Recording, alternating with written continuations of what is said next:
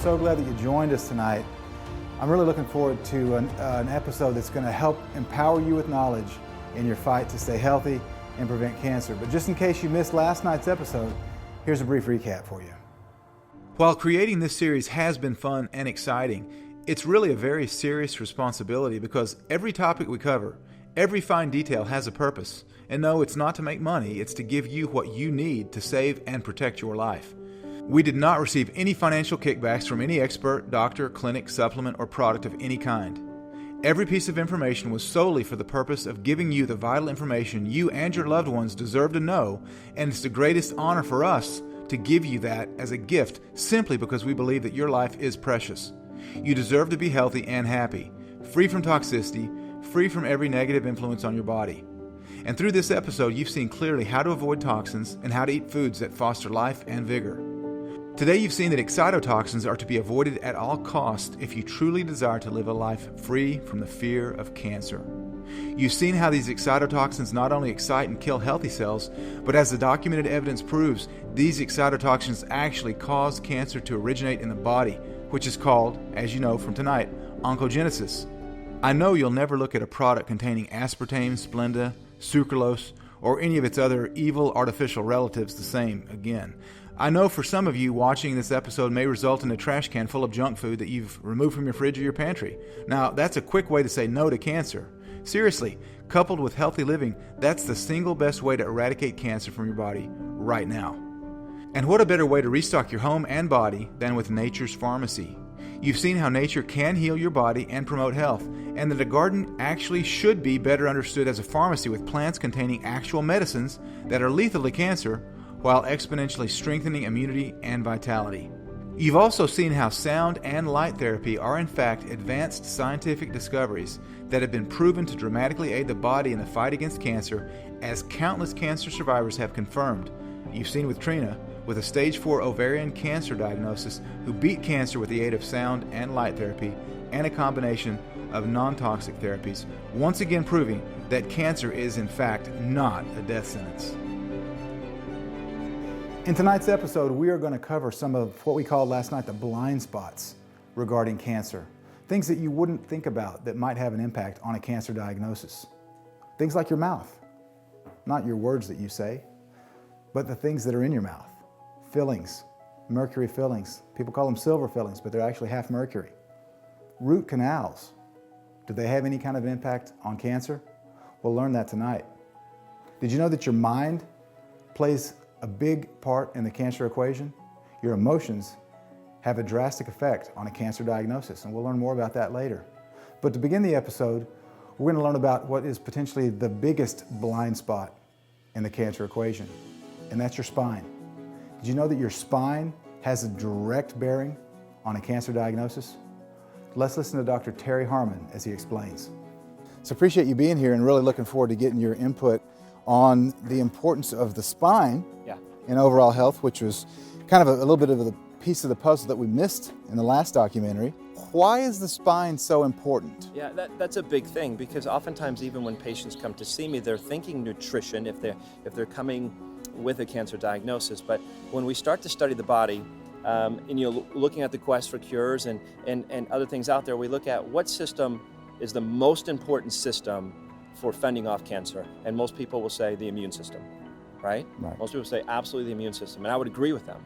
But then we look at the immune system is comprised of a series of glands and organs that make this immune response, and those glands and organs are controlled by the nerve system. Okay, and so first of all, what are the glands and the organs of the immune system? Right, so we're going to look at the thymus, we're going to look at the spleen, we're going to look at the bone marrow, and then the gut. Okay. Right? So when we look at the gut, a majority of our immune response comes from the gut tissue. Right. And yet all of that hinders upon or rests upon the vitality of the nerve system. So when we look at the spine is the tissue that surrounds and protects the spinal cord. Right. So the brain communicates to the body via the spinal cord. Right? And so when we look at it, oftentimes as we work with patients, a lot of people don't understand that our spine is designed to have a certain structure. A very specific structure, and any deviation off that structure directly interferes with the nerve system's ability to adapt and respond to stress. Okay. And what are we doing more of now than ever before?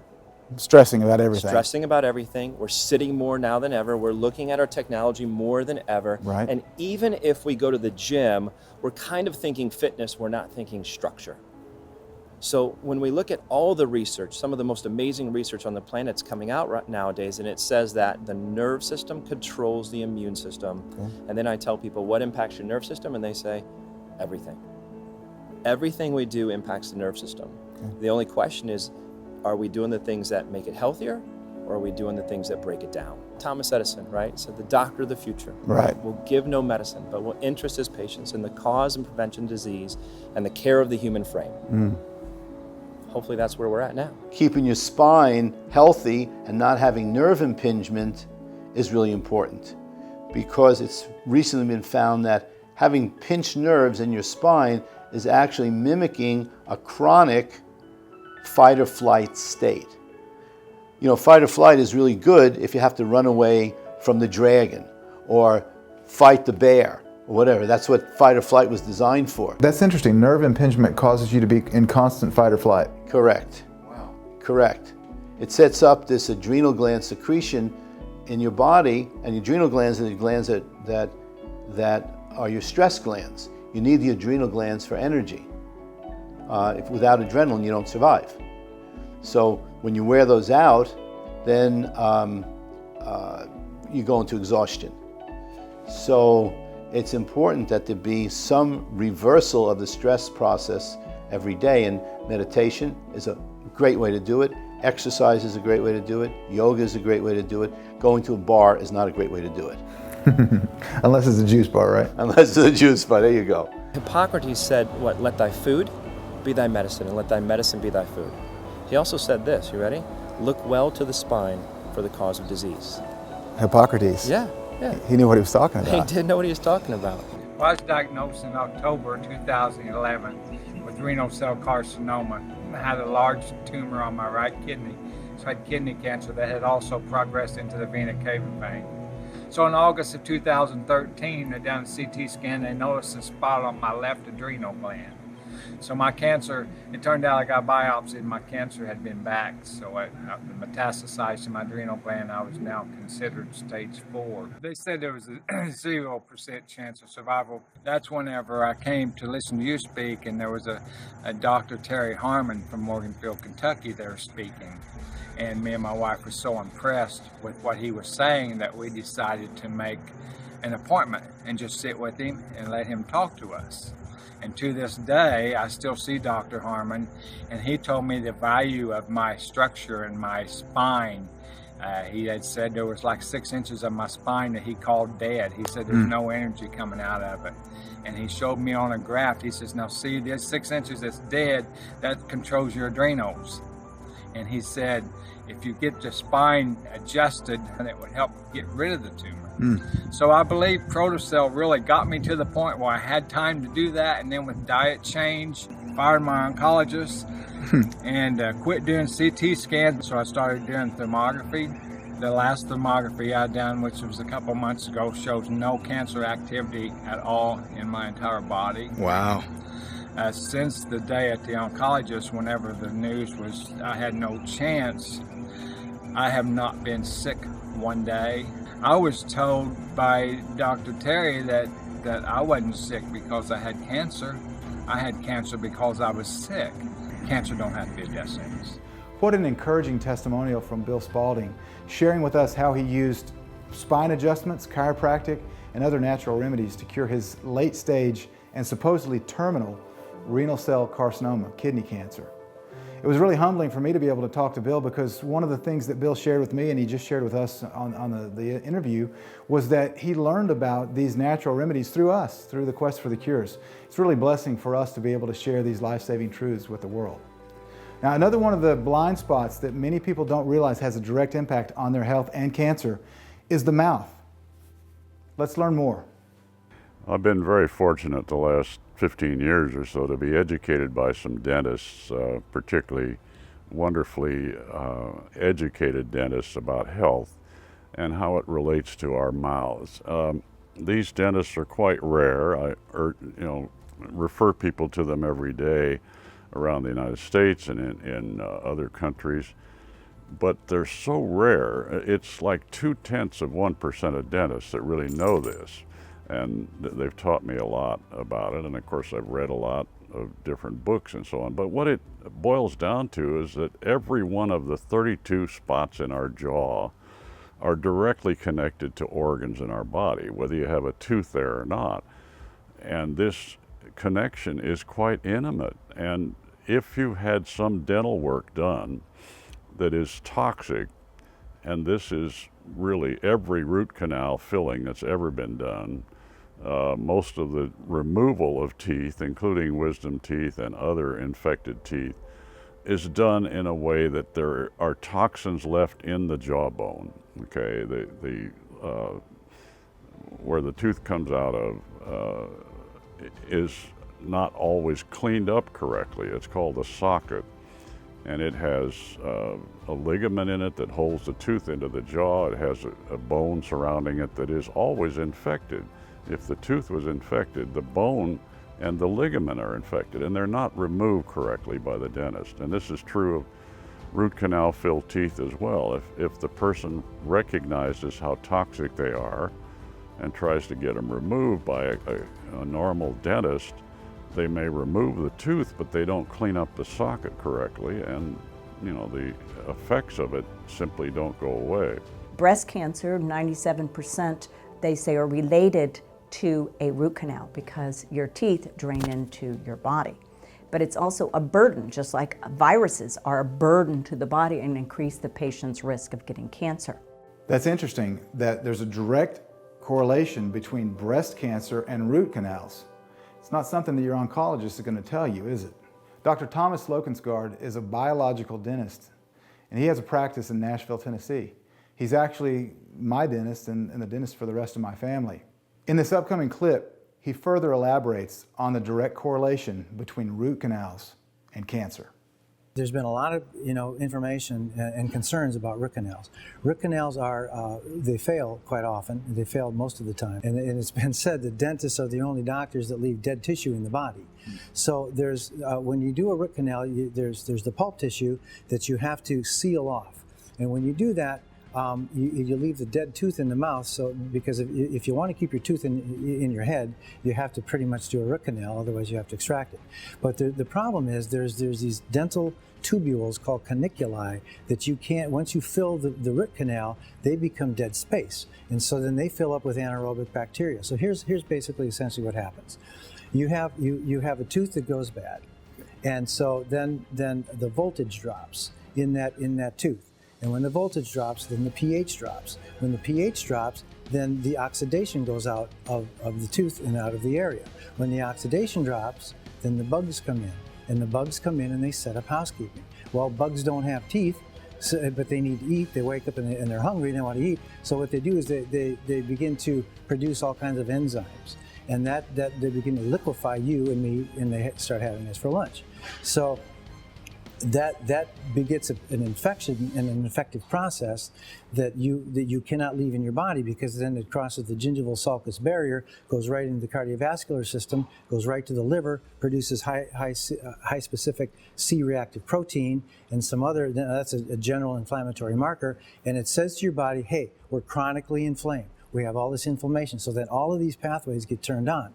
So then what you have to do is what we've started to do is biooxidative therapies for root canals that are failed. Because sometimes root canals in the anterior segment would be okay because they're single rooted. But you leave all these dental tubules and all these caniculi that are open to bacterial infection, and you can't have bacterial infection which becomes systemic. It's a real problem. For the last really almost over 100 years now, it has been well known that there is no safe way to do a root canal filling, and they're still done the same way they were back in 1923 when the study was completed. Now that's really interesting to me that Bill Henderson just cited a study that was in 1923 study that showed that these dental toxins, these basically poisons in the mouth, are one of the primary causes for degenerative diseases, including cancer. And it is odd, as Bill mentioned, that 100 years later, we're still doing root canals the same way. It looks like dentistry really has not progressed that much in the last century. And one of the ways that these biological dentists, like Dr. Lokensgaard, they have progressed is they're using what's called bio-oxidative therapies to treat disease. Now, bio-oxidative therapies is introducing molecules like ozone or hydrogen peroxide into the system in order to kill pathogens. Let's learn more from Dr. Tom.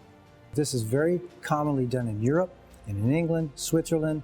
They've been doing this for years. They're curing all kinds of diseases with bio-oxidative therapies. Now, our Food and Death Administration, bless their hearts, in a Tennessee way, they don't really get into therapies that really cure a lot of things, because that interrupts the monetary flow. And I'll stop right there. But you know what I'm talking about. Exactly. So, and I try to leave the politics out of this. But we know that there's a political component when it comes to cancer. Chronic inflammation affects most all chronic degenerative disease. And we call it oral inflammation. We say it starts here. It essentially what it is there's a switch called nuclear factor kappa beta, NFKB. And I go around and I talk to dentists, I talk to physicians, and I say, how many of you guys out there understand and know what nuclear factor kappa beta is? And I usually get these blank stares. It's like, well, what it is, it's a genetic transcription cytoplasmic switch that turns on inflammation. It's a genetic switch. So the body is so intricately and amazingly designed. It just, I don't know how anybody can look at the human body and not see a miracle, especially a little baby. But what happens is inflammation is in its nascent state, it's good for us, because inflammation is what causes the voltage drop and it causes healing to occur. But when we're constantly chronically inflamed and we've got this saber-toothed tiger behind our back, it ramps up the sympathetic nervous system, decreases the parasympathetic nervous system, it turns on the nuclear factor kappa beta, and it turns on all of these pathways, all of these inflammatory pathways that affect hypertension. It affects stress levels, which stress is a killer. We all know this, but it affects every organ system in your body. So you have to control inflammation. And as I said, inflammation starts here. It starts in the mouth. All the more reason to make sure that your mouth is not inflamed, because the research shows that chronic inflammation leads to cancer. We've heard that thus far in this documentary miniseries, and we'll hear more about it in the next few episodes. But there's no doubt, the research is conclusive, chronic inflammation leads to cancer. So we've got to deal with chronic inflammation. And one of the ways that you can deal with chronic inflammation in your mouth is through the bio-oxidative therapies. They help to reduce chronic inflammation. One of the other things that you can do for your mouth, if you want to lessen your chances of cancer, is to get rid of the toxic metals. And who thinks they have metal in their mouth? I'm not talking about braces. I'm talking about those metal fillings. We may call them silver fillings, but in actuality, they're about 50% mercury. This is toxic to your mouth. Let's learn more about this vitally important subject. The silver fillings, you're right, they're about 40% silver. The rest is copper, tin, and mercury. 43 to 55% is the mercury in a silver filling. So it's a huge problem. And the question is, do they outgas? The ADA's position, the American Dental Association position, is that they do not outgas, is that they are inert. Well, I have news for the ADA. This is not true. They do outgas, and they outgas from the time they're put in to the time they're taken out. When they outgas, what happens? Mercury is a known toxin, not a dental toxin. It's just a known toxin. It's very toxic to the neurological system. Mm-hmm. It's very toxic to the gastrointestinal system. It ties up Candida, some people will call it. And so if you have a candidiasis or Candida infection, or you have gut dysfunction, it's going to mess with that. It's going to be very difficult to fix your gut. It also it has an affinity for fat tissue, and since we're all fatheads, it goes to your brain. Okay, so it has a great affinity to cross the blood-brain barrier, to cross the placental barrier. That's really bad news, because that's supposed to be a sterile environment, and it causes memory loss, it causes fatigue, it causes brain fog. I can tell you story after story after story of patients that have had their mercury fills removed the proper way. Mm-hmm. We put all the garb on them. We make sure that there's no vapor escaping into crossing the blood-brain barrier, the placental barrier, and they come back months later and we say, "How are you feeling?" They go, "I feel a whole lot better." If you look in a homeopathic materia medica, there are pages and pages and pages, almost more than any other let's say, substance listed in that materia medica of potential effects and actual effects at even minute doses, minute exposure to mercury. And this affects every system of the body, the endocrine, the neurological system, you name it, the digestive system, the epithelial tissue. Mercury is the biggest baddie of them all, and it ultimately, I believe, facilitates cancer. So we're going to learn more about the toxicity of mercury and its relation to cancer later on when we address the topic of vaccines. But before we get there, let's listen to what Dr. Tom, a dentist, has to say about fluoride. I used to argue with my wife about this. Yeah. When I first got into dentistry, she came in and said, Tom, she goes, I don't want the kids to have fluoride. I go, what? What do you mean you don't want the kids to have fluoride? I mean, to a dentist, this is heresy. It is. You're telling me I'm not supposed to give my kids fluoride? Well, it turns out she was right. I'll just say this. The journal of The Lancet, the very prestigious medical journal, The Lancet, has just labeled fluoride as an excitoneurotoxin. It causes cancer. It causes osteosarcoma. Kids have died from this stuff. Eating tubes of toothpaste, it says right on there, I mean, you can call poison control. Exactly. Fluoride calcifies the pineal gland. Okay, they knew that back in Nazi Germany when they put fluoride in there for one reason, to reduce our consciousness, to make us non-aggressive, to make us controllable, to make us like zombies, literally. In 2011, there was a Time magazine article. Okay, and this is mainstream. This isn't coming from us researchers in the natural medicine world. Okay, this is Time magazine. They listed fluorine or fluoride as one of the top 10 most toxic household chemicals. Fluoride disrupts the metabolism of other key elements that we need for bone growth. It activates the osteosarcoma genes. It activates other, things like leukemia and things like that too, that are bone-based cancers. That those genes get activated by elevated fluoride levels in our bodies. Why it's in our system, our food chain, and our water system, there's no good reason for it. Iodine is one thing that I would highly recommend every single person look at, a detoxified iodine, because we found that it's crucial in the oxidation. Like I was talking to you about glucose oxidase, a new project we're kind of secretly working on. What we're finding is that every single person, and Dr. Brownstein has also verified this with testing of over 9,000 patients, every single person is deficient in iodine. And when you're deficient in iodine, cancer can be one of the consequences, but also every single cancer patient should be on probably a minimum of 10 to 20,000 micrograms of a detoxified iodine a day. Every cell in the body needs and requires iodine to function optimally. We can't function optimally in an iodine deficient environment.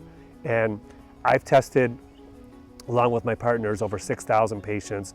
Over 96% were low in iodine, the vast majority significantly low in iodine. And when I talk to clinicians around the country who are looking at this, they find the same numbers that I'm finding. Wow. And the iodine's main job in the body, iodine has a lot of jobs in the body. The immune system can't function without it. You can't fight infections without it. But one of its main jobs is in the endocrine glands. And the endocrine glands include the thyroid, the breast, the ovaries, uterus, and the prostate. What are we having problems with out there? The thyroid, the ovaries, uterus, breast, and prostate. I've mentioned the prostate, I've mentioned the breast. The fastest growing cancer in the United States is thyroid cancer. We have uterine and ovarian cancer growing at epidemic rates. All of these tissues we're having epidemic rates of problems with them. Iodine's main job is to maintain a normal architecture of those tissues. And iodine deficiency, the first thing that happens is you get cystic formation in the breast, the ovaries, uterus, thyroid, prostate. And let's throw in the pancreas in here as well, which is also increasing at epidemic rates, pancreatic cancer. And so cysts start to form when iodine deficiency is there. If it goes on longer, they become nodular and hard. If it goes on longer, they become hyperplasia, hyperplastic tissue, which is the precursor to cancer. And I say that's the iodine deficiency continuum. The good thing about iodine is iodine has apoptotic properties, meaning it can stop a cancer cell, from just continually dividing until it kills somebody. Virtually everyone in our nation is iodine deficient. And there's a few things. One, you can't have thyroid issues without being iodine deficient.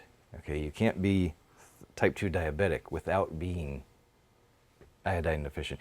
Women can't get PCOS, the polycystic ovarian syndrome, without being iodine deficient. And so that covers a huge portion of our society, you know. So correcting this is something, you know, we have to find a way to correct this. And just to kind of throw this in, last year with the Quest for the Cures, Dr. David Brownstein mentioned the fact that he believes, and he's done more research on iodine than a lot of people that I know of, most doctors. Absolutely. And he says that iodine deficiency is directly linked with cancer. Absolutely, absolutely. Iodine is necessary for the thyroid to produce the hormones that activate the mitochondria in our cells. If the mitochondria in our cells aren't activated, we go from a oxygen respirating metabolism to a sugar fermenting metabolism, which is what produces cancer. As we just heard, iodine is vitally important, and that's why myself and my family, we take an iodine supplement every day. Now, iodine used to be in the bread, and they replaced it with bromine, and so now we're not getting something that prevents cancer. And then we heard about fluoride, that we are getting something that causes cancer without our consent. It's being dripped into the water. If you're drinking municipal water, you're getting fluoride, whether or not you like it. So this issue of freedom is near and dear to our hearts with the truth about cancer, the freedom to choose what you do put in your body and what you don't put in your body. You got a choice in your food that you eat, you got a choice in who you marry, you got a choice in where you live. You should have a choice in these other areas too, but as we learned in episode 1, with the forced chemotherapy issue, many people, including a lot of children, don't have a choice in whether they are forced medicated with chemotherapy. But it gets even worse than that. What if you didn't have a choice whether someone injected you with a vaccine that contained known cancer-causing agents, toxic chemicals that can create autism or brain swelling or even immediate death? That would be an issue, wouldn't it? And that's actually happening right now in the United States with Senate Bill 277 in California, which recently passed, which is the forced vaccine bill. That's right. In other countries, I'm not aware of this happening yet, but it's happening in the United States, and what happens in California usually follows in other states and eventually around the globe. So this is going to be a global issue down the road, I firmly believe, and it's an issue primarily of health freedom. So let's listen to Dr. Steve Klayman address this issue of forced vaccines. This SB 277, the mandatory vaccination rule that now passed and supposed to go into effect in July 1st of 2016 in California. And of course they'll fight on a lot of grounds, including its constitutionality and its violation of Nuremberg codes, of forced medical procedures without informed consent. And of course, Dr. Pan, who led the charge, was given $95,000 by the pharmaceutical industry to his coffers. It's a dangerous precedent because it strips away medical choice from parents and citizens, and it establishes a precedent where the state believes that it owns your body or the bodies of your children, and that it can then mandate that you must be injected with any substance that the state says is in the interest of public health. And yet that same state never talks about what is in those vaccines. They never talk about the ingredients, the mercury, the formaldehyde, the MSG, the antibiotics, the aborted fetal cells that are used in them, and in the past, the hidden cancer viruses like SV40, which was found in the polio vaccine, injected into as many as 98 million Americans. They never talk about that. So if you really start digging and get to the truth, the vaccine mandate is linked to cancer because of the ingredients, and it is something where the state is now denying you personal freedom and the power of your own choice to decide what interventions you want to undergo. So very similar with the vaccines, we're seeing these forced chemotherapy incidents. They're linked, aren't they? It's Yes. an overarching government, tyrannical government, that comes in and says, you don't have any choice. We're going to tell you what's best. It was best called by John Rappaport scientific totalitarianism. I think it's a great term for it. Some people call it medical fascism. It means that the so-called science, which is really just corporate-driven, fraudulent science, but the so-called science-driven medicine is being forced upon you now in absolute violation of the American Medical Association's Code of Medical Ethics, which says that the patient must be given the choice, the patient must be informed. You know, they talk about informed consent. This is supposed to be a pillar of the ethical practice of medicine in the United States of America and really all around the world. That is now being stripped away, where parents are being told you must submit your children to these interventions whether you like it or not. That's a violation at every level of human rights, of human dignity, of parental rights, of children's health, of even the genetics of some children who are especially susceptible to these vaccine ingredients. It's a kind of genocide if you really get down to it. Wow, Mike Adams just used some pretty pungent terms, right? Totalitarianism, fascism, genocide. And these are all phrases that you might associate with Nazi Germany, not the United States of America today. But why do we bring in Nazi Germany, the Nuremberg trials, into this discussion? The reason is that the same thing that was happening then is happening now.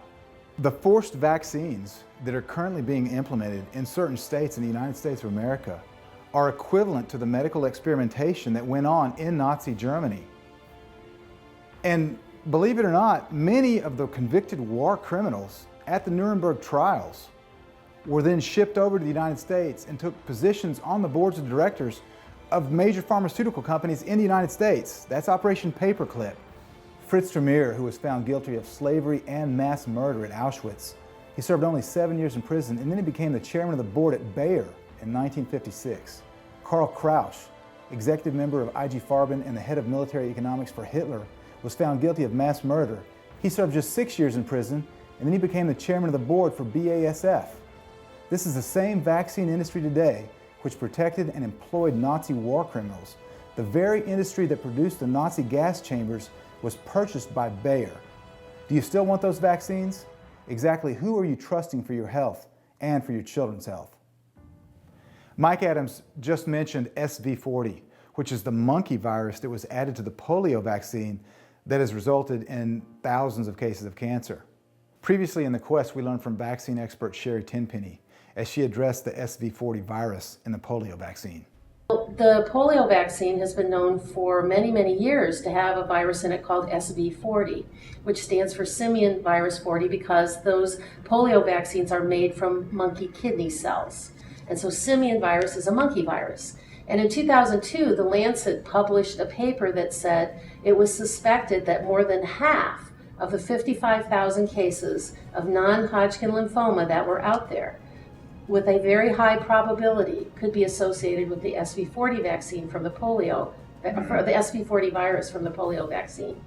So that's something in the published literature that was in The Lancet, that came out in 2002. There's two other stray viruses that end up in there from avian cells, which are all the vaccines that are made from eggs, because they're passed down through the chickens and they get into their eggs. And they're two different cells, two different viruses that are known to be associated with breast cancer. And I've written a couple of articles about that. That's really amazing. Over half the cases of non-Hodgkin's lymphoma were actually caused by the polio vaccine that's published in The Lancet, one of the most prestigious British medical journals. Investigative reporter John Rappaport has been doing research for over 30 years and has written for many prestigious periodicals and newspapers. He's also a vaccine expert. Let's listen to his perspective on this vitally important issue of vaccines. I think that people have to look at vaccines from the ground up. I mean, let's take away all of the propaganda and so forth. You've got a needle, you're injecting it into babies, into adults even, into children of all ages. What's in the syringe? You've got many different chemicals, some of which are obviously carcinogenic, like formaldehyde, for example. You've got aluminum, which is extremely toxic. You've got other heavy metals. You've got unknown elements in vaccines, germs that were not intended to be there, that are there, partial genetic sequences of things that were either put there on purpose or not. And it's all right there in the syringe. And these toxic chemicals and these germs and the whole soup, you're basically saying to a mother, look, this is what we want to do to your baby, okay? I want to take this needle with a syringe full of this stuff that I just explained, and we want to shoot it into your baby, who doesn't really have any immune system at all, except derived from you, the mother, and this will be a good thing. What I often do when I speak to parents, I say, well, see this beautiful green apple I have here? Now I'm going to inject into that formaldehyde, aluminum hydroxide, polysorbate 80, phenoxyethanol, this, that, and the other. Are you going to feed your kid this apple? Well, it's just amazing to me how we think we can inject something that's never been tested for carcinogenity, never been tested to see if it's mutagenic, which means changes your DNA, never know whether or not it can cause any autoimmune diseases, but we can perfectly say that it's safe and effective and causes no harm. If somebody died and made me health czar tomorrow, what I would do is I would round up all the medical doctors, all of them, and I would put them in a big football stadium and have them read all of the package inserts, particularly the pediatricians. Read the VAERS reports from the Vaccine Adverse Event Reporting System, and then take an entire test, a written test on immunology to prove that they know something about the human body, and then have them with good conscience say that what we are injecting into human beings is harmless. They sacrifice children on the altar of this church of pharmaceutical mysticism with the needles of big pharma, as I call it. They argue that the only way we can survive childhood is to somehow elicit an artificial antibody response by injecting toxic poisons that you wouldn't put in the bottle of that same baby to make them drink. In fact, if you did, you might be charged with a crime, attempted murder. Robert Scott Bell is accurate. If you were to take a bottle and fill it with aluminum and formaldehyde and mercury and aborted fetal tissue and other ingredients that are in most vaccines and give it to a baby, you could be charged with attempted murder.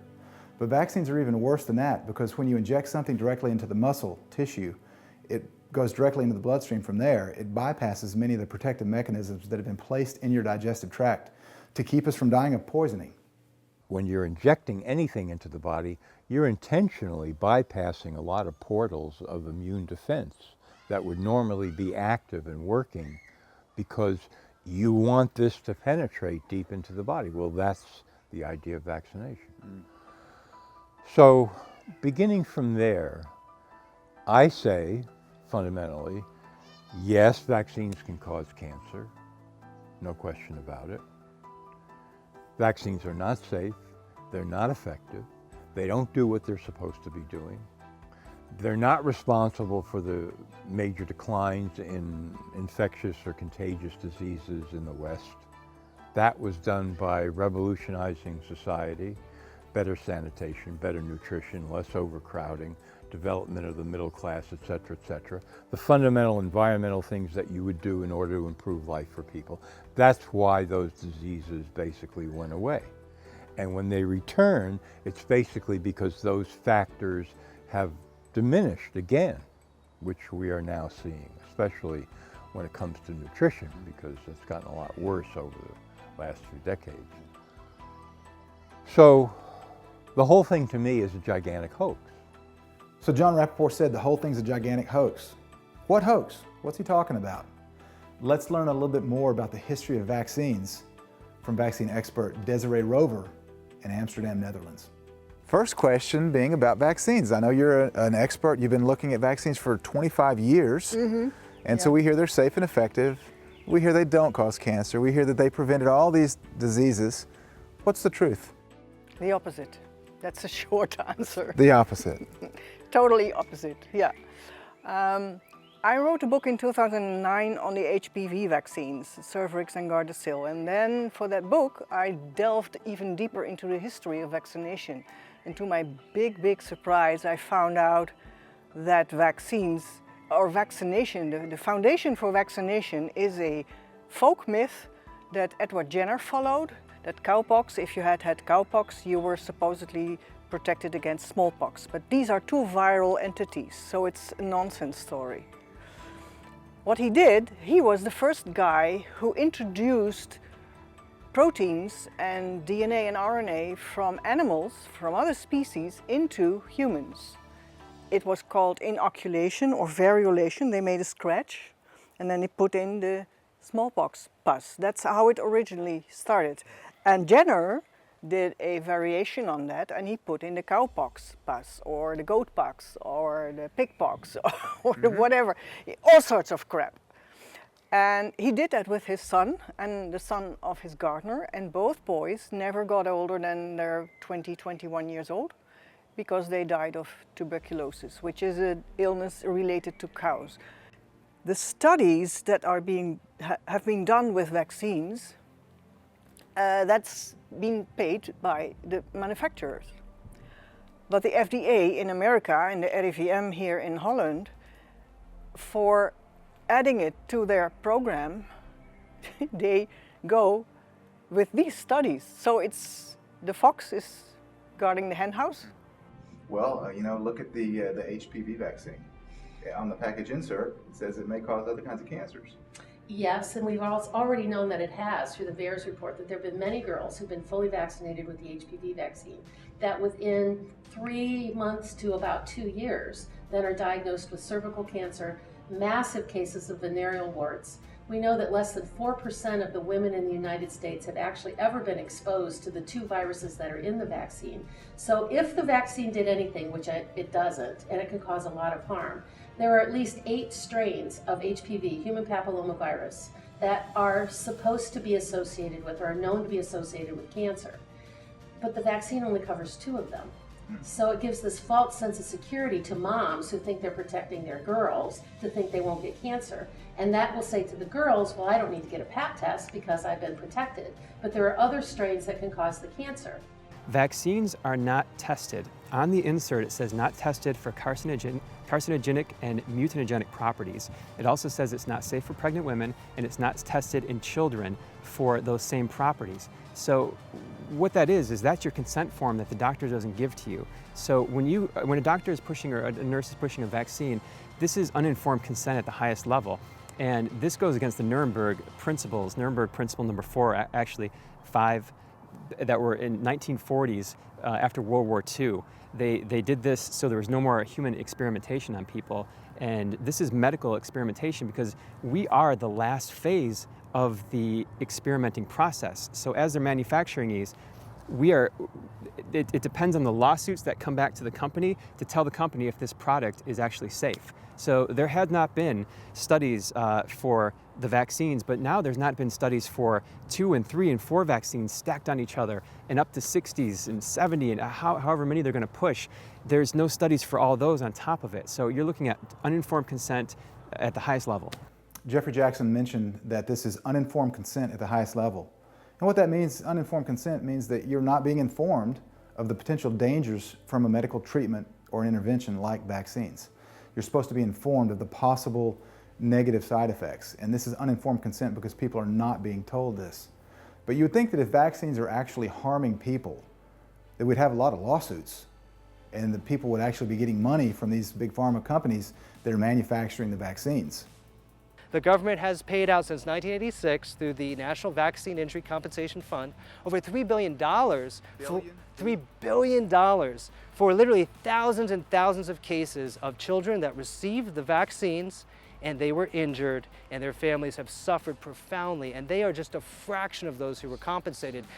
It has been declared by the government that vaccines are unavoidably unsafe, and yet they claim that they are safe and they claim they're effective. If you look at the research on effectiveness, Cochrane Database Reviews, which is the most authoritative source, you will find no evidence unequivocally that the vaccines in the schedule today are safe. It doesn't exist. It's completely a lie. Many vaccines, if you just read the inserts, will say things like the HPV vaccine, for example, says that upon receiving this injection, you may lose consciousness and pass out and fall down and hurt yourself. And this is just considered normal. Or you may have seizures, you may have fever, you may have to go to the emergency room. These are all listed on the vaccine inserts. And somehow the American public has been brainwashed into thinking that this is normal, healthy medicine. It isn't. If someone gives you a shot of something and you pass out, how is that not causing a neurological side effect that could damage your brain? Sure. I mean, think about it if you still can. Some people can't because they've been injected with these things. Across Europe, $90 million in damages was just paid out by the UK government to cover children who were provably brain damaged by the swine flu vaccine. Do you think they would pay $90 million if it wasn't conclusively proven that that caused it? Of course not. They know it caused it. That's why they're paying the money. Yet the vaccine industry has complete immunity, even though it's causing all of this damage and cancer as well. There was a town in Mexico recently where 75% of the children who were vaccinated wound up either in the hospital or dead. 75%. Are the vaccines affecting our mental cognition? Yeah, the vaccines are brain damaging the population. Think about it. The vaccines still contain mercury, like in flu shots. They still contain aluminum, another known neurotoxin. They still contain formaldehyde and MSG. Almost every one of these preservatives or adjuvants is a neurological poison. How can they not cause brain damage? You know, the medical establishment today says you shouldn't smoke cigarettes because the chemicals in the cigarettes go into your body and cause damage, right? They probably say you shouldn't sniff glue, right? Or you shouldn't snort crack or whatever. Why? Because those chemicals go in and cause damage.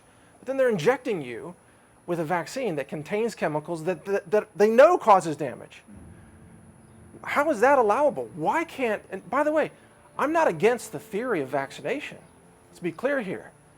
Why can't they manufacture clean vaccines without the chemicals that are single-dose vaccines that could be given with a margin of safety that doesn't exist today? I'm not against the principle of vaccination at all. I'm against the stupidity is what I'm against. And to give the body a live virus at a time when the body can't even build an immune response, meaning the first 6 months of life, because the immune system hasn't developed yet, along with certain substances that are acting as preservatives that suppress the immune system, under the false pretense of building up the immune system, that's just hogwash. There's no validity to it. We have the same position here like in the FDA in America, because the RIVM, like I mentioned, is also not open to discuss, even just going to a dialogue about the non-safe and non-effective vaccines. I mean, if we're crazy, show us, give us the evidence, give us the independent evidence that vaccines are actually safe and effective. But if we show them the independent evidence that they're actually not safe and effective at all, they do not even want to discuss these matters. I'm like, science is science, right? So it shouldn't be a double standard, but it is. Chemotherapy destroys the immune system. Vaccines weaken the immune system. And if you combine them, that's how you get a lot of fatalities. You get people who are just being injected and poisoned from multiple angles, all of it under the auspices of public health, but it's really profiteering on the part of the drug companies using human bodies as the vessels of profit generation. It's like the Matrix. You're sitting, you're like the Neo character in the Matrix. You're in this vessel, and the tubes are plugged into you, and they're generating profits off of you, and that's your only role in society according to these corporations. They just want you lined up, stacked up, towers of human bodies that they can make money off of. It's a medical matrix. There's such a scientific dictatorship out there that you're not allowed to ask any reasonable question at all. So someone who says, well, what if we spaced out the timing of the vaccines so that a child could recover more before they get hit with another insult to their immune system? Space them out. It's a reasonable thing, right? Well, you can't ask that question in the vaccine industry. Suddenly you're anti-science, or you're condemned, you're a heretic. Or if you ask the question, well, what if we took the mercury out of the vaccines? They've done it in Europe. They have mercury-free medicine is a pillar of the United Nations future of medicine. Get the mercury out of everything because it's toxic. Why do we still have mercury in flu shots that we're injecting into pregnant women and children? But if you ask that question, you are attacked and you are condemned. You know, it's really a kind of insanity in the vaccine industry, just like in the cancer industry.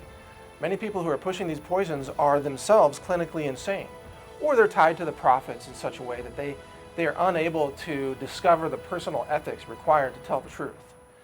And it's sad because children are being harmed and killed every single day because of these greed-driven people or these insane people who parade as scientists, but they're not. They're the kind of scientists maybe that the Nazi regime would have loved to hire, willing to carry out experiments on Jewish prisoners. That's their ethics, but they're not the kind of scientists that we should have practicing medicine in America today. I know that vaccines are a very emotional topic. They're hotly debated. They're very controversial. But we felt like it was important to bring you the truth about vaccines, especially their impact on cancer, because you can't make an educated decision if you don't know about this. So how are you feeling now that you've learned this about vaccines, that you learned about these potentially carcinogenic ingredients in vaccines? Does it make you angry? Are you upset? Are you in disbelief? And that's okay to be temporarily angry or upset, but we don't want chronic anger or chronic stress or chronic fight or flight with the adrenaline rushing through our bodies, because that's what can lead to a compromised immune state and can lead to cancer. As a matter of fact, the emotional aspect of cancer is one of the blind spots that we're going to deal with tonight. It's one of the most overlooked blind spot for cancer. Most oncologists don't even know that there is an emotional aspect to most cancer diagnoses. We were privileged to travel to the Hope for Cancer Clinic in Tijuana, Mexico, and we interviewed Dr. Javier Curiel, who is an emotional expert. He's a medical doctor, but he understands the impact of emotions in cancer. And he discussed with us a revolutionary scientific technique for dealing with emotional baggage, which is called recall healing. Recall healing is basically a system that has put together different knowledges to the benefit of the patient in emotional healing. The importance of emotion in cancer, to my opinion, is fundamental, is crucial.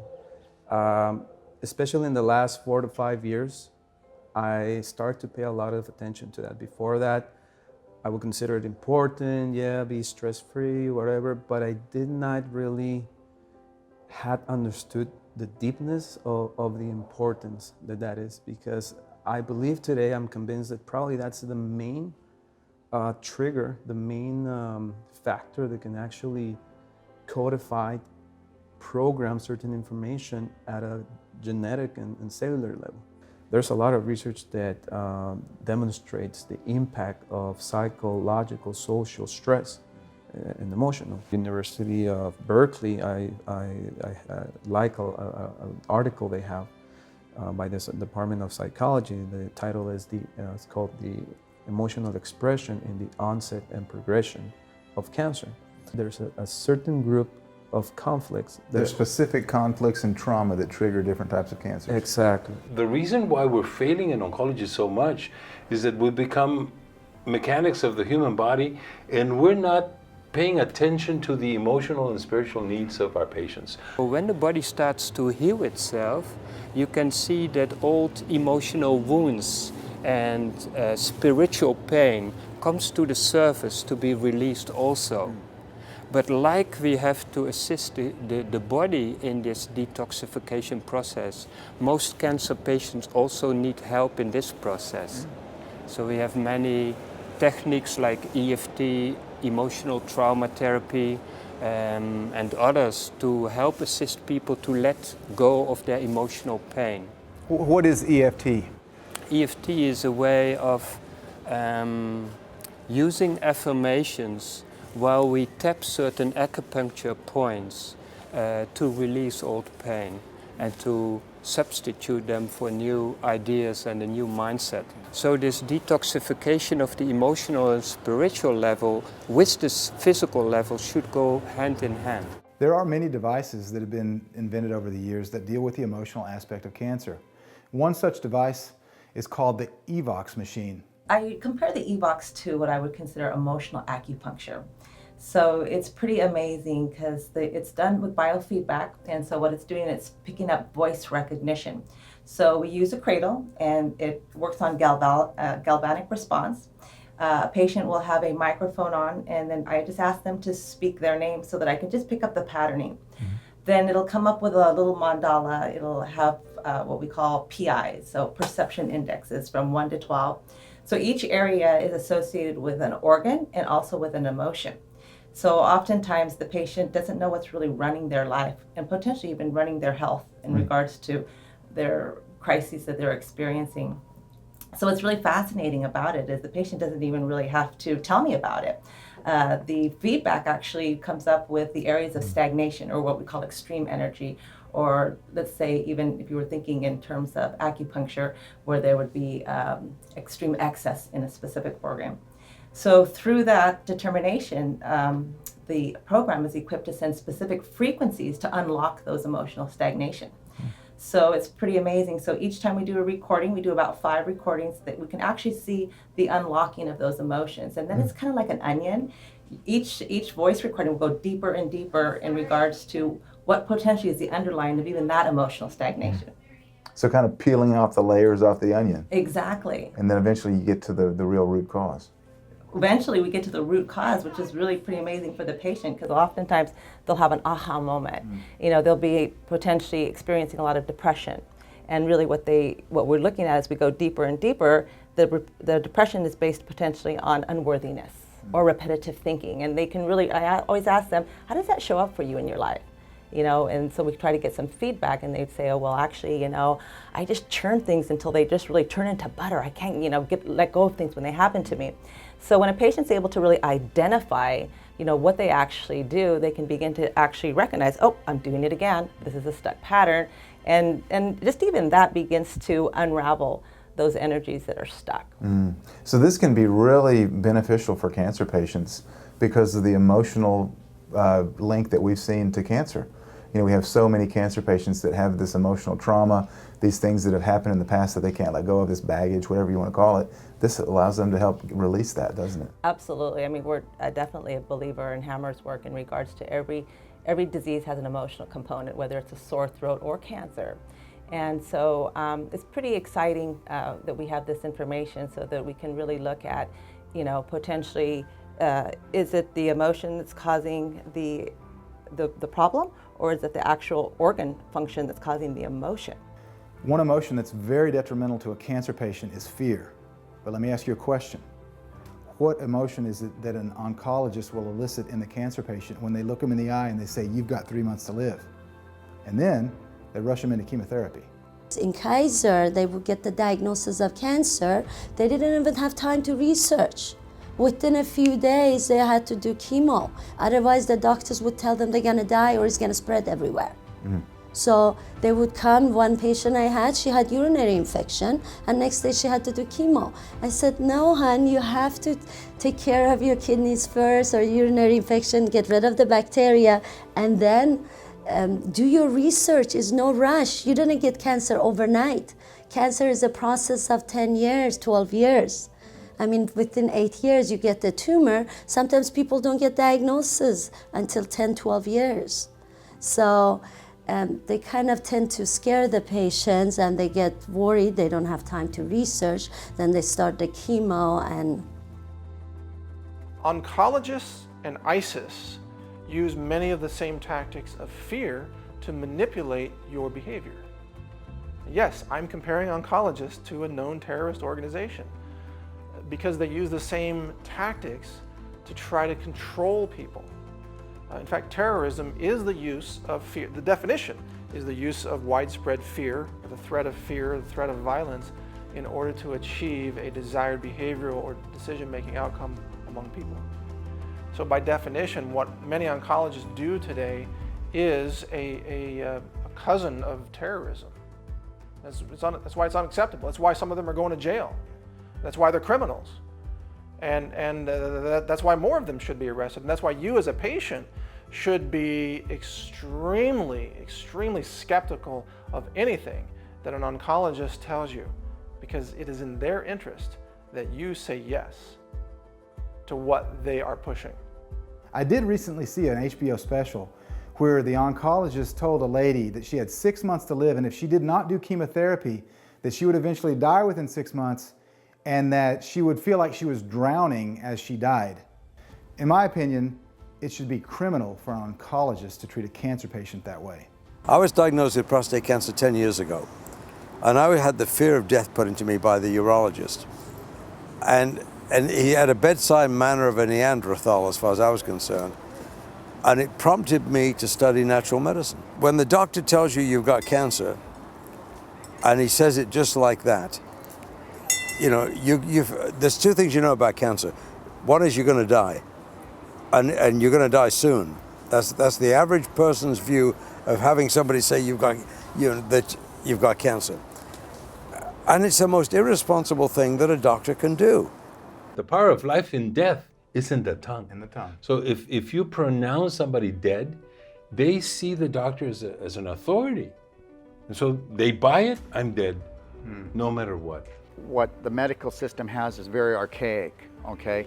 And the only reason why people use the medical system, whether it be chemotherapy, radiation, or surgery, sometimes surgery is needed, but is because of fear and panic, right?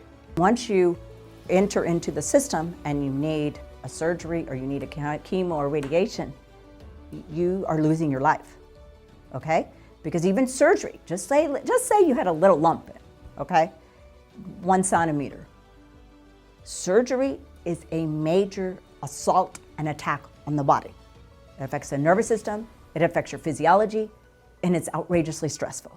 Talk about stress and the immune system and cancer. Yeah, stress really diminishes the immune system because it increases your cortisol, which suppresses your immune system, which depletes your melatonin, your vitamin C, your niacin. So there's this big cascade actually where chronic continual stress will deplete your micronutrients. Stress, mental anguish, negative thoughts and emotions, these are all detrimental to our health.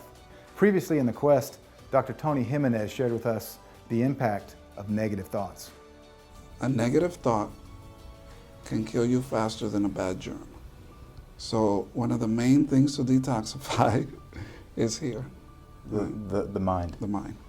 Think about yourself when you come home all stressed out and tired at the end of the day, and your dog runs to you and puts its head on your lap and looks at you. That you're getting this energy of love, energy, unconditional love from them.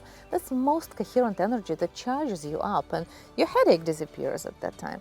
There are studies done that actually show blood pressure going down 10, 20 millimeters just from petting your cat. We know the body can heal itself just with thought. There's been proof of that to where people have manifested with and visualized their cancer going away, and their cancer went away with no other type of medicine internally or externally. Curing cancer simply by thinking about it sounds too good to be true, but it's reality. Dr. Group knows many people that has happened for. Early in this episode, we heard from a chiropractor, Dr. Terry Harmon. Chiropractors are oftentimes thought of as quacks. But the reason is not because they're practicing inferior medicine, it's because of the Flexner Report of 1910 and its effect on the perception of medicine in the United States and actually worldwide. Another area of medicine that's oftentimes referred to as quackery is homeopathy. Let's listen to Dr. Suzanne Kim, who's a medical doctor, describe to us her first experience with the practice of homeopathy. When I started learning a little bit about nutritional medicine, that was really very, very helpful. Even just, that's the foundation, I believe, for all health.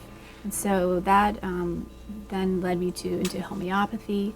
As I learned about homeopathy, it kind of expanded my thinking. It challenged me because it really was very far off from, what you learn in medical school. Right. So after that, but I just said I'll try it, and it just worked amazing. This is like homeopathy in 2 or 3 sentences, okay?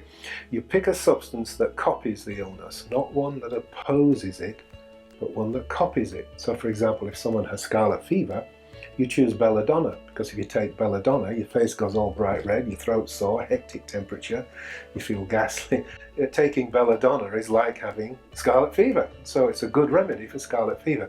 It's called like cures like, so you're looking for a mimic of the disease. Not a conventional doctor would take an antagonist, so you take your aspirin to lower the temperature, and different kinds of opposing ideas. This is, first of all, identify something that copies your illness. Then you dilute it. Now this is the weird part that doctors and scientists can't get hold of. It's called potentization, and you can dilute it 1 in 10, 1 in 10, 1 in 10, 1 in 10, 1 in 10. And after 12 dilutions, you've passed the Avogadro number, so we know there is no belladonna left. But interestingly, if you hitch it up to a spectrographic transmitter, you find that the more you dilute it, the more it starts transmitting energies. Then now you can't argue with the spectrograph. It's the most exquisitely sensitive scientific instrument we have. That's what tells you there's manganese on a star that's 1,000 billion light years away. You can't argue with a spectrograph. And yet, you know, the homeopathic remedies actually start to broadcast the more you dilute them. What is homeopathy? The million-zillion-dollar question. Well, we take substances from the three kingdoms, mineral, plant, animal kingdom, and in their mother state, they would cause certain symptoms to occur if you ingest them or exposed to them topically or whatever, and you catalog these symptoms that are associated with the mother substance, if you will. Like the venom of a bee, it stings, right? You take the venom of the bee, apis, and you use it homeopathically, it reverses things like that or exactly that. And we can use that for many different things, including we can use a lot of toxic substances that you would never use, although modern medicine would, like mercury. And we can convert that into a homeopathic form that is non-toxic, that can actually facilitate the detoxification of mercury, for instance. So that's the shortest version. It's a worldwide system of medicine. In the United States, it's regulated as a drug because of the passage of the Food, Drug, and Cosmetic Act of 1938, passed in 1939. Thanks to Senator Copeland, who was a physician and a homeopath. He made sure that the HPUS, the Homeopathic Pharmacopoeia of the United States, was grandfathered in at that point. And so that allowed a legally recognized drug system, even though it was non-toxic, no side effects, that it has equal standing in a sense that it could be labeled and sold as a medicine in America. It is 1996, I was sent home to die, really. Yeah, so previous to that, when I was 23 years old, I had hydrocephalus, and they said that was a really successful operation. And that hydrocephalus is water on the brain, which is a tube going from your head going down to your abdomen, draining fluid. Everybody's got synovial fluid that goes down. And then a couple of years later on, I was getting problems, mummy problems, dizziness, headaches, and they kept doing scans. I was worried about the shunt, they call it a shunt coming down, whether that was damaged or not working properly, and they're giving me MRI scans and checking, nothing wrong.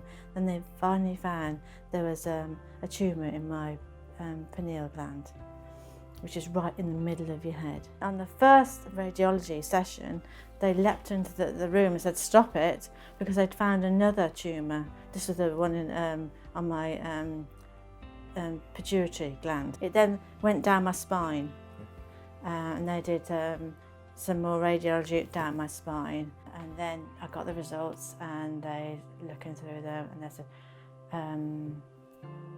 oh, actually, this is quite good, because the ones in my back had actually gone. So I think that's great. But then they said, it's not an improvement enough, we need to do chemotherapy. Okay.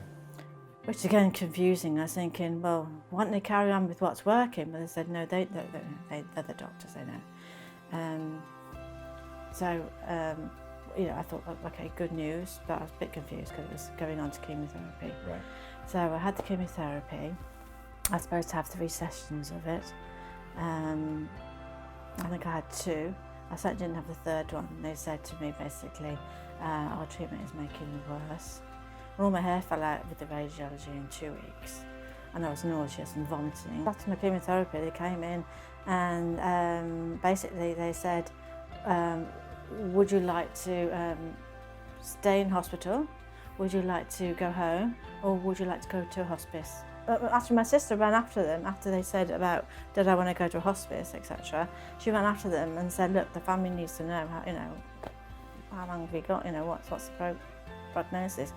And basically he said to me at the time, have a good Christmas. And this was in October, and I was thinking, oh, I didn't think, you know, I realised now he's probably saying, because this is going to be your last one, really. Basically, he gave me about 3 months to live. Jim, I want to read a letter here. This is a letter that I've got, you gave me. It's on hospital letterhead from hospital here in London, and I'm not going to read the doctor's name or anything, but this is the actual doctor's letter dated November 19th, 1996. So almost 19 years ago. Doctor says, I have discussed the findings. I've explained that the chemotherapy has not helped her since her disease has progressed during treatment. I have also stressed that there are no other viable options for treating the disease. I thought, well, I don't want to go to a hospice. As far as I was concerned, you go to hospice because you die. And And I thought, I don't want to stay in this hospital. Everybody's dying around. I was in an oncology ward, and I could hear people having their last rites in the middle of the night and things like that. And I couldn't wait to get out of there. So I thought, I'll go home to my mum. It's not like your mum to look after you, mum and dad. So I went back to their place. Got to the point where I could barely get out of bed. Well, I couldn't get out of bed on my own. I used to have help. And I couldn't even open up my eyelid. I'd have to lift it up with my finger. And then I'd have a stick to walk with. To go to the toilet, to go to the toilet. So I'd have a hand on there, a stick on there, and my balance was really, really bad. And you were late 20s? I was 26, 27, around there, yeah. My sister-in-law phoned me up and she said, look, I've heard about this woman. She's helped me with my eczema, and no, my daughter's eczema, it's gone completely away. Do you want to speak to her? She's a homeopath. I'm like, what's that? I don't know what that is. Didn't know what homeopathy was at that point? No idea what homeopath was. I don't know. But I thought, I'm really, really poor. I might as well give it a go. And they're not, not getting anywhere. And so I started having some treatment from her, and so I had a bit of faith in her. I didn't have a lot of faith in her. I was very skeptic. I was very skeptic, like the skeptics are about anything alternative, to be honest. And I thought all these things that are happening to me were a bit of a coincidence, but they kept happening again and again and again. So I thought, okay, so I kept on with that. And then when I was sent home to die, I just did homeopathy ever since then. And now, this is 18 years later on, and I've never needed to go to a doctor again. 18 years since you began the homeopathic treatments, have you had any contact with the doctors that told you there was nothing that they could do, that their treatments were making you worse? I called back 2 years later, I think. So I went back 2 years later. Very proud about doing this because I could walk down the road on my own, get a bus and get to the hospital on my own. And I told him I put it down to homeopathy, and it's in my notes. She puts it down to homeopathy, but he said it was a remarkable recovery, and he couldn't understand it. And then he turned around and he went to shuffle some papers, and he said, "Oh, maybe it's a delayed effect from the chemotherapy." Really? Really. So what do you think? Was Gemma's cancer cured because of a delayed effect of chemotherapy? I'll let you be the judge on that one. Due to her positive experience from homeopathy and it actually healing her brain cancer, in 2000 Gemma became a homeopath, and now she treats cancer patients in England. But homeopathy in many areas is not tolerated. We talk about tolerance in this country. Well, there's no group that is more intolerant than the pharmaceutical industry and the cancer doctors and the vaccine pushers. They are completely intolerant of any other opinion. They do not welcome freedom of thought. They do not even believe in the scientific method, which involves questioning and seeking answers to those questions by letting the evidence tell you what is true. They hate that process. They want to dictate science to you, and it's a contradiction. We cannot stay stuck in the compartmentalization of chemicals that is, based in the 1940s and 1950s understanding of science and nutrition and medicine. But that's what we're stuck in today with the cancer industry. We got to move past that if we hope to actually heal. We need to educate people. We need to tell them there's other ways to go. Going with the conventional surgery, radiation, chemo is not the way to go. If it doesn't make sense, then it's nonsense. Don't listen to nonsense. And now we see commercials on television, right? So I always tell people, you can watch television this weekend, and one commercial will be going to a beach in Bahamas and swim with the dolphins, and the next exact commercial will be come to this cancer center for your treatment. And it's becoming very, very common. The problem is making it so common, not due to its prevalence that more people are getting it, but just makes it that it's common that we expect to get it. Right? So it should be alarming that why are they advertising me to go and check in at this place? And they're competing, so every hospital is competing. The one in Texas, competing the one in Arizona, and the Florida, and the one in Chicago, and they're really spending a lot of marketing dollar to get your admission. Right. It's not, this is, I call it the healthcare amusement parks, or the Disneyland, for example, of they want you to come and spend your vacation, but instead of taking a vacation, you're actually being treated. You sit in a nice, comfortable lounge chair with the view of the golf course while you're getting chemotherapy dripped into you. Yeah, that's not the ride I want to be on. Wow, what a liberating feeling it is to discover the blind spots that could potentially trigger cancer and to become empowered to understand and address the issue before it becomes life-threatening. And even if you're in a dire situation, isn't it amazing that by correcting these root causes that are hidden in these cancer blind spots, whether it's in the spine, the mouth, or another area, that we can enable the body to eliminate cancer, as you saw in the story of Bill Spalding, who beat cancer simply through correcting the root cause. It wasn't a subject we wanted to cover necessarily, but we knew that we had to. We knew that the topic of vaccines must be addressed. I hope that you've seriously considered this information as it relates to important decisions in your life, and that you can take the steps you know are the safest and most reliable in avoiding toxic substances that detrimentally affect your health, cause disease, and promote cancer growth. I'm glad we could help equip you with this essential information. We've learned the science behind homeopathy and the valuable contribution it's made to health and well-being. We're so glad to help reinforce the true science and evidence which supports this important area of natural medicine and its invaluable contribution to prevent and beat cancer. Finally, we've learned that what you think and feel does matter. As you've listened to this information, I hope you thought about your own life and what thoughts and feelings may be seriously injuring your health and happiness, as we've shared important action steps you can take as well as avenues to pursue. We hope that now, in this moment, you resolve to forgive and to forget. As the old saying goes, don't worry, be happy. And remember that laughter is the best medicine. Smile, laugh, tell someone you love them, breathe, relax, let someone know that you're grateful for them. Take time to fill your life with the things that bring you joy and happiness. Wow, we really covered a lot of ground in tonight's episode. I hope that you've learned a lot, and I hope that you're pumped for tomorrow night, because tomorrow night's episode is going to get even better. We're going to travel all the way to Cologne, Germany, and visit a German cancer clinic. As you know, the German cancer clinics are renowned in the world for their natural treatments for cancer and for their medical devices that are only available there. And we're going to get a tour of one of the best cancer clinics in the whole country of Germany. Tomorrow night's episode will also focus heavily on detoxification. If we're going to be healthy, we've got to get the toxins out of our body. And tomorrow night, we are going to hear from two of the most renowned experts in the world on detoxification. If you've learned thus far from the Truth About Cancer, A Global Quest, please tell your friends and family to join us for tomorrow's episode. You'll be glad that you did, because we're going to share more life-saving information that could save your life or the life of a loved one from that cancer diagnosis. In the meantime, have a great rest of your day. Join us tomorrow night. God bless all of you.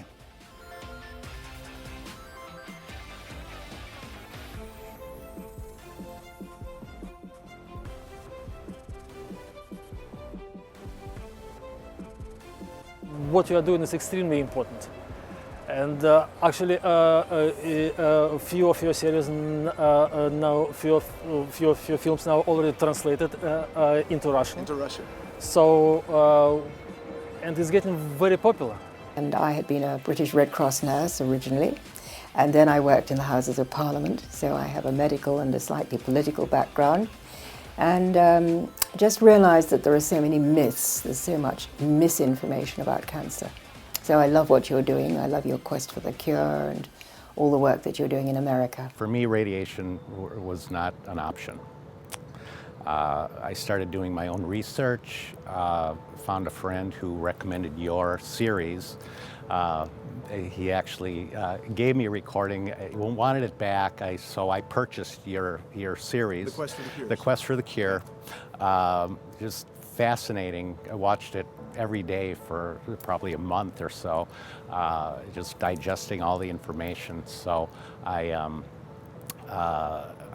immediately went on a organic diet, just decided I'm going to start to cleanse, and I'm not going to follow doctor's orders. And that would be my advice to anyone who has prostate cancer, is if you're recommended to have a prostatectomy or radiation or chemotherapy. They usually don't do that for prostate cancer anyway, unless it's really late stage, but I declined all of that, and I immediately started cleansing, detoxing, went on a pretty rigid protocol based on what I heard in Quest for the Cure. Some of the doctors, Jimenez and Dr. Pai, you, even Suzanne Summers with the coconut oil, I started taking some of that. Low-dose naltrexone, fulvic acid from Dr. Nuzum. Dr. Newsom, Massive vitamin D amounts, beta-3D glucan, which was in your book. Started doing all that, had a red drop test, which they measure the aggressiveness of the cancer. That's done in Sweden. I found that online through a link on one of your doctor sites. So I got the red drop test, and it showed just after 3 months of these protocols that my cancer was pretty much non-existent and pretty much cancer-free. I feel great. I've lost 25 pounds. I came to San Diego basically to say thank you for, for what you're doing, because it's amazing. I probably, had I not read your book and listened to the DVDs, probably would have followed doctor's orders. Join the movement, support the mission, save lives. We're not big pharma. We don't have deep pockets. We're a small company that's committed to sharing the truth and committed to helping humanity. When you support our mission by choosing to own the entire docuseries today, you allow us to continue to research, interview, expose, and share this valuable information with the world for free, just like we're doing today and just like we've done many times in the past. If you've learned something, you've been inspired, or you just love how it feels to support a good cause, please consider owning The Truth About Cancer, A Global Quest today. And as always, a portion of each sale gets donated to charities that are doing real cancer research and are actually helping cancer patients each and every day. Just click the banner below to join the movement and support the mission. Thanks for watching, and we'll see you next time.